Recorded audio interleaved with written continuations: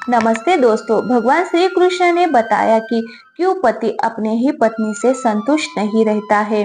तो दोस्तों, एक नगर के छोटे से गांव में मनोहर नाम का एक लड़का रहता था। वह बेहद सुंदर और आकर्षक था। अभी वह अपनी जवानी की पहली सीढ़ी पर कदम रख चुका था। और जैसा कि आप सभी जानते हैं, ये अवस्था कितनी उमंग और उत्साह से भरी होती है। इस उम्र में मन तरह तरह की कल्पनाओं में खो जाता है और सुंदर सुंदर चीजों की ओर आकर्षित होता है। इसी तरह मित्रों, मनोहर को इस संसार में स्त्री से अधिक सुंदर कोई और चीज नहीं लगती थी। सुंदर स्त्रियों को देखकर वह अपने आप पर काबू नहीं रख पाता था और उसकी दुनिया मानो बदल जाती थी। उसकी नजरों में स्त्रियां इस संसार की सबसे कोमल, मधुर और सजीव मूर्ति थी। जब भी किसी स्त्री का नाम आता, उसकी आंखों में एक अलग चमक आ जाती और कान जैसे सतर्क हो जाते, मानो उसने कोई मधुर संगीत सुन लिया हो। मनोहर ने अपनी कल्पना में एक अद्वितीय और सुंदर स्त्री की छवि बना ली थी, जिसे उसने अपने दिल के मंदिर में स्थापित कर लिया था। मित्रों, हर कुंवारे व्यक्ति का यह सपना होता है कि उसकी जीवन संगिनी बहुत सुंदर हो, उसका रूप रंग निराला हो और उसका व्यक्तित्व मनमोहक हो। हम सभी अपने मन में एक आदर्श साथी की तस्वीर बनाते हैं, जो हमारे सपनों का राजा या रानी हो, चाहे वो लड़का हो या लड़की। हर किसी के दिल में एक सुंदर राजकुमार या राजकुमारी की छवि होती है। इसी प्रकार मनोहर भी हमेशा अपने मन में एक सुंदर लड़की की तस्वीर सजाए रखता था।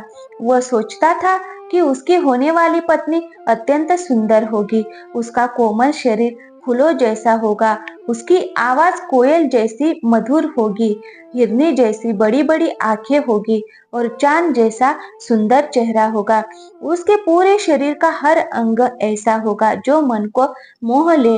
मित्रों, मनोहर अपने जीवन की संगिनी के बारे में हर समय सोचता रहता था और उसकी कल्पनाओं में डूबा रहता था।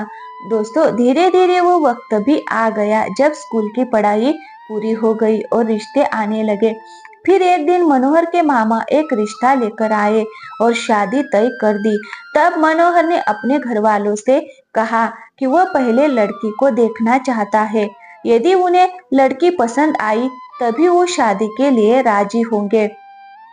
मामा ने कहा, बेटा, लड़की के बारे में तुम बेफिक्र रहो, हमने देखी है, लड़की वास्तव में बहुत सुंदर है।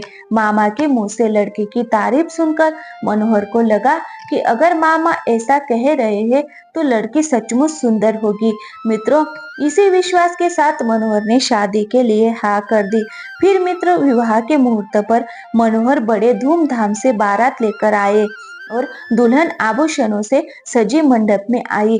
तब मनोहर की नजरें दुल्हन की ओर थी। उन्होंने घूंघट के पीछे उसका चेहरा तो नहीं देखा, लेकिन हाथ पैर की उंगलियां मेहंदी से सजी और सुंदर लग रही थी। इसे देखकर मनोहर के मन में खुशी की लहर दौड़ गई और वो सोचने लगे कि जब दुल्हन के हाथ पैर इतने सुंदर है तो उसका चेहरा कितना सुंदर होगा। दोस्तों, फिर जब विवाह का कार्यक्रम संपन्न हुआ और दुल्हन विदा होकर डोली में बैठी, तो मनोहर की खुशी और बढ़ गई और वो सोच रहे थे कि काश एक बार दुल्हन का चेहरा देख पाते तो उनकी इच्छा पूरी हो जाती। फिर रास्ते में कहारों ने पालकी रोकी और जलपान करने लगे। इसी दौरान मनोहर ने मौका देखा और चुपके से पालकी के पास पहुंच गए। फिर जैसे ही दुल्हन ने घूंघट हटाया और बाहर झांकने लगी, मनोहर ने उसका चेहरा देखा। तो दोस्तों, दुल्हन का चेहरा देखते ही मनोहर को ऐसा लगा जैसे किसी ने उनका सब कुछ लूट लिया हो। दुल्हन उतनी सुंदर नहीं थी जितनी उन्होंने अपनी कल्पनाओं में सोची थी। वह मोटी थी, उसकी नाक चपटी थी, गाल फूले हुए थे और उसका चेहरा काफी कुरूप था। रंग गोरा था, लेकिन उसकी छवि भयानक लग रही थी। मित्रों, दुल्हन का चेहरा देखकर मनोहर की सारी खुशी जैसे कहीं खो गई। उन्होंने खुद को कोसना शुरू कर दिया कि आखिर क्यों उन्हें ऐसी दुल्हन मिली। उन्हें अपने मामा पर भी गुस्सा आ रहा था, जिन्होंने लड़की की खूब तारीफ कर उन्हें शादी के लिए राजी किया था। उन्होंने सोचा कि अगर मामा यहाँ होते तो वह उनसे लड़ते, लेकिन अब विवाह हो चुका था और अब कुछ भी नहीं किया जा सकता था। उनकी सारी उम्मीदें टूट चुकी थी और वो सोचने लगे कि इस कुरूप महिला के साथ वह अपना जीवन कैसे बिताएंगे। मनोहर की पत्नी ने उन्हें खुश करने के लिए हर संभव प्रयास किया। उसने नए नए कपड़े पहने, तरह तरह से बालों को बांधा और घंटों शीशे के सामने खड़े होकर श्रृंगार किया। लेकिन मनोहर के मन में जो घृणा थी वह समाप्त नहीं हो रही थी। उनकी पत्नी दिल से चाहती थी कि वह अपने पति को प्रसन्न कर सके, लेकिन मनोहर हमेशा उससे बचकर रहते थे। जब कभी आमना सामना होता तो मनोहर की ओर से ऐसी तीखी बातें निकलती कि पत्नी रोते हुए चली जाती। तो दोस्तों, एक लड़की अपने सभी सगे संबंधियों को छोड़कर अपने पति के घर आती है। अगर वहां भी उसे स्नेह न मिले तो वह कैसे अपना मन लगाएगी। यही हाल मनोहर की पत्नी का था। वह दर्पण में अपना चेहरा देखती और खूब रोती। वह अपने मन की बात भी किससे कहती, वह बस अपने आप को ही कोसती रहती।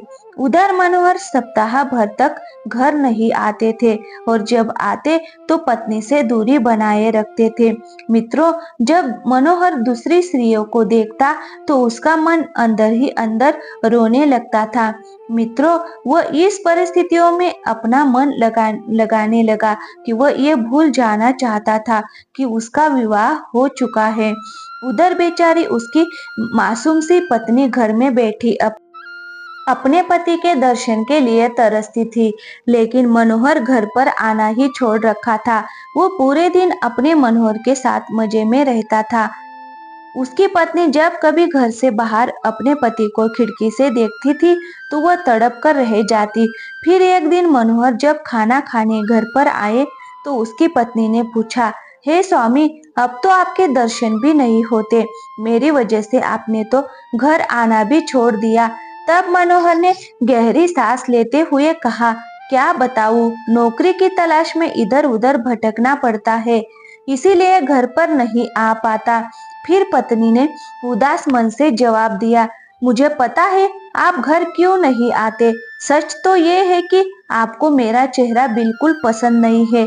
क्यों ना आप किसी डॉक्टर से मेरी सूरत बदलवा दे। मैंने सुना है कि डॉक्टर चेहरा बदल सकते हैं। पति ने थोड़ा हंसते हुए कहा, अरे ये कैसी बातें कर रही हो।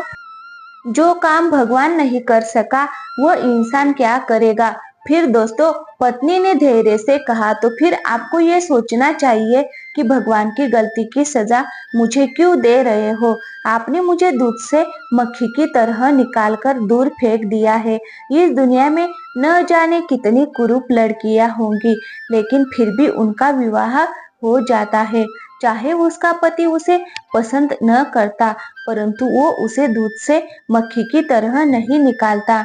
मित्रों, फिर ये सुनकर मनोहर गुस्से में अपनी पत्नी को छोड़कर वहां से चला गया। वो पूरे दिन अपने मित्रों के साथ घूमता रहता था और रात में भी घर नहीं आता था। दोस्तों, धीरे धीरे उसकी पत्नी चिंता में बीमार पड़ गई, परंतु उसे देखने भी नहीं आया। उसके मन में यही ख्याल था कि काश उसकी पत्नी मर जाए ताकि वह इस झंझट से छुटकारा पा सके। फिर वह किसी सुंदर और प्यारी लड़की से अपनी पसंद का विवाह कर सके। मित्रों, फिर मनोहर धीरे धीरे अपनी पत्नी से दूर रहने लगा और अपनी वासनाओं के जाल में फंस गया। उसने धन की बर्बादी करनी शुरू कर दी और सुंदर युवतियों में अपनी रुचि दिखाने लगा। विषय भोगों में डूबकर उसने अपनी शक्ति, धन और बुद्धि को खो दिया। उसका चेहरा पीला पड़ने लगा, शरीर कमजोर हो गया, उसकी फसलियां दिखने लगी, आंखों के नीचे गड्ढे पड़ गए और उसका चेहरा बेरंग हो गया। उसे किसी भयंकर रोग के लक्षण महसूस होने लगे थे। तो दोस्तों, फिर और एक दिन मनोहर की पत्नी अपने पति के विचारों में बरामदे में लेटी हुई थी। तब उसने डरते डरते किसी के माध्यम से बुलाया और सोचने लगी, आएंगे तो वैसे भी नहीं, कहने में क्या जाता है। फिर किसी ने जाकर मनोहर को बताया कि तुम्हें तुम्हारी पत्नी ने बुलाया है। तो दोस्तों, तब आज मनोहर के मन में कुछ दया का भाव था। वह जाकर पत्नी के सामने खड़ा हो गया। फिर जब मनोहर की पत्नी ने मनोहर के चेहरे को देखा तो वह चौंक पड़ी, क्योंकि मनोहर बहुत कमजोर हो चुका था। फिर उसकी पत्नी पूछने लगी, तुम बीमार क्यों हो गए? तुम तो मुझसे भी ज्यादा कमजोर हो गए हो। तब मनोहर लहराते हुए कहने लगा, मेरी जिंदगी में अब रखा ही क्या है जिसके लिए मैं जीने की फिक्र करूं। फिर मनोहर की पत्नी बोली, चिंता करने से कोई इतना कमजोर नहीं हो जाता। तुम्हें कोई बीमारी है तो इसका इलाज क्यों नहीं कराते? इतना कहकर उसने पति का दाया हाथ पकड़कर चारपाई पर बैठा दिया। मित्रों, फिर अभी मनोहर ने भी अपने हाथ छुड़ाने का प्रयास नहीं किया। उसका स्वभाव आज नरम लग रहा था। उसकी बातों में क्रोध नहीं था, लेकिन उसकी आंखों में आंसू थे। मित्रों, फिर मनोहर ने कहा, मेरी दवा अब मेरी मौत है।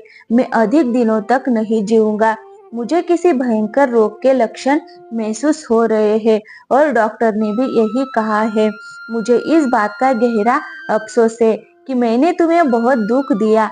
मुझे माफ कर देना। तो दोस्तों, फिर मनोहर इतना कह ही रहा था कि अचानक उसके हाथ पैर कांपने लगे और उसके पूरे शरीर में एक सनसनी दौड़ गई, जिससे वह मूर्छित होकर चारपाई पर गिर पड़ा। हाथ पैर पटकने लगा और उसके मुंह से लार निकलने लगी। फिर पूरा शरीर पसीने से लथपथ हो गया। तब पति की बिगड़ती हालत देखकर पत्नी अपनी बीमारी भूल गई, क्योंकि वह खुद भी कई दिनों से बीमार थी। वह तुरंत फुर्ती से उठी और उसके मुंह पर पानी के छींटे लगाने लगी। फिर पंखा झलने लगी, लेकिन मनोहर ने आंख नहीं खोली। शाम होते होते मनोहर का मुंह टेढ़ा हो गया और उसका बायां अंग शून्य पड़ गया और उसके मुंह से आवाज भी नहीं निकल रही थी। तो दोस्तों, वह मूर्छित नहीं हुआ था, उसे लकवा मार दिया था।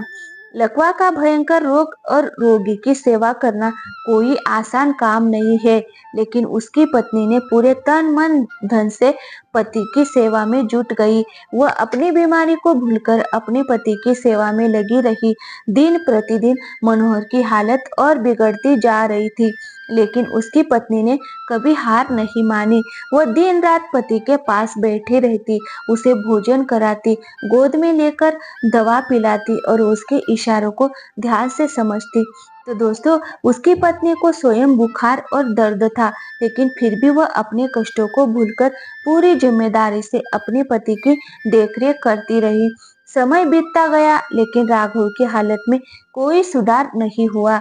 उसका दाहिना पैर पूरी तरह काम करने लायक नहीं रह गया था और जब वो बोलता था तो उसके मुंह से तोतले जैसी आवाज निकलती थी। सबसे बुरी स्थिति उसके अंदर चेहरे की हो गई थी। वह इतना टेढ़ा हो गया कि जैसे किसी रबर को घुमाकर टेढ़ा कर दिया हो। उसे चलने फिरने की भी ताकत नहीं थी। मित्रों, फिर एक दिन उसने शीशे में अपना चेहरा देखा तो उसे ऐसा लगा जैसे वह सबसे कुरूप व्यक्ति हो गया हो। उसे लगने लगा कि ये उसके कर्मों की सजा है। वह अपनी पत्नी से धीरे धीरे बोला, मुझे भगवान ने मेरे अहंकार की सजा दी है। ये मेरी बुराई का प्रतिफल है जो मैंने तुम्हारे साथ किया। अब तुम भी मेरे चेहरे को देखकर मुझसे घृणा कर सकती हो, जैसे मैंने तुम्हारे साथ किया था। लेकिन मित्रों, पत्नी ने प्यार से कहा, मैं आपको अभी भी उसी निगाह से देखती हूँ। मुझे आप में कोई फर्क नहीं दिखाई देता। मित्रों, तब मनोहर बोला, मेरा चेहरा अब भयानक हो गया है और तुम कहती हो कि कोई फर्क नहीं पड़ता। इस चेहरे के साथ मैं घर से बाहर भी नहीं जा पाऊंगा। भगवान ने मुझे सचमुच कड़ी सजा दी है। मनोहर उसने कई डॉक्टरों से परामर्श लिया, लेकिन उसका चेहरा ठीक नहीं हुआ। उसका चेहरा इतना भयानक हो गया था कि लोग उसे देखकर डर जाते थे। मित्रों, फिर कुछ समय बाद दवाओं और डॉक्टर की मदद से वो चलने फिरने लायक हो गया, लेकिन चेहरा ठीक नहीं हुआ। मित्रों, फिर पत्नी ने देवी माँ से मन्नत मांगी थी कि अगर उसका पति चलने फिरने लायक हो जाए तो वो देवी माँ की पूजा करेगी। आज उसी पूजा का उत्सव था। पूरे मोहल्ले की स्त्रियां सज धज कर आई थी और गाना बजाना हो रहा था। गांव की महिलाओं ने राघव की पत्नी से पूछा, अब तो तुम्हें अपने पति का चेहरा बिल्कुल अच्छा नहीं लगता होगा। तब पत्नी ने सुंदरता से जवाब दिया, नहीं बहन, मुझे चेहरा भले ही अच्छा न लगे, लेकिन मुझे उसके बदले में मेरी पति की आत्मा मिल गई है, जो रूप से कई ज्यादा महत्वपूर्ण है। मित्रों, उधर मनोहर अपने मित्रों के साथ कमरे में बैठा था और अपनी पत्नी और महिलाओं की बातें सुन रहा था। तभी उसके मित्रों ने कहा, मनोहर, आज तो तुम्हारे घर पर पूरे गांव की सुंदर सुंदर स्त्रियां आई है। इनमें से तुम्हें सबसे ज्यादा सुंदर कौन लग रही है? तभी मनोहर ने अपनी पत्नी की ओर इशारा करते हुए कहा, मुझे तो वही अच्छी लग रही है जो थाली में फूल रख रही है। तब सभी मित्र कहने लगे, अरे भाई, लगता है तुम्हारी सूरत क्या बिगड़ी, अब तो तुम्हारी नजर भी बिगड़ गई है। उसके मित्रों ने कहा, मुझे तो सबसे ज्यादा बदसूरत वही लड़की लग रही है। तब मनोहर ने जवाब दिया, भाई, तुम्हें वो बदसूरत इसलिए लग रही है क्योंकि तुम उसके शरीर को देख रहे हो, और मुझे वो अच्छी इसलिए लग रही है क्योंकि मैं उसकी आत्मा को देख रहा हूँ। मित्रों, सच्चा प्यार दिल से होता है, चेहरे या सुंदरता से नहीं। प्यार उसे कहते हैं जो आपके सबसे बुरे समय में भी आपका साथ दे, जैसे राघव की पत्नी ने अपने पति का साथ दिया। मित्रों, ईश्वर ने हमें जो विशेष गुण दिया है उसका उपयोग हमें जन कल्याण के लिए करना चाहिए, न कि घमंड के लिए। उस गुण को अपनी ढाल बनाकर हमें किसी को नीचा नहीं दिखाना चाहिए, किसी की निंदा या अपमान नहीं करना चाहिए, क्योंकि एक दिन ऐसा भी आएगा जब आपको भी कहीं ना कहीं नीचा देखना पड़ सकता है। इसीलिए मित्रों, कभी अपने शरीर के रंग रूप और चेहरों पर कभी घमंड नहीं करना चाहिए, और किसी दूसरी के स्त्री को बुरी नजर से नहीं देखना चाहिए। उसे हमेशा अपनी माँ बहन की दृष्टि से देखे और सम्मान करे। स्त्री हमेशा लक्ष्मी के स्वरूप होती है, और जानते हैं, अगर माँ लक्ष्मी का जिस पर साया होता है उसको कभी दरिद्रता नहीं आती और हमेशा सुख समृद्धि बनी रहती है। तो मित्रों, मैं आशा करती हूँ कि आपको ये जानकारी पसंद आई होगी। अगर ये वीडियो पसंद आया होगा तो प्लीज हमारे वीडियो को एक लाइक और चैनल को सब्सक्राइब जरूर करिएगा। थैंक यू, धन्यवाद दोस्तों।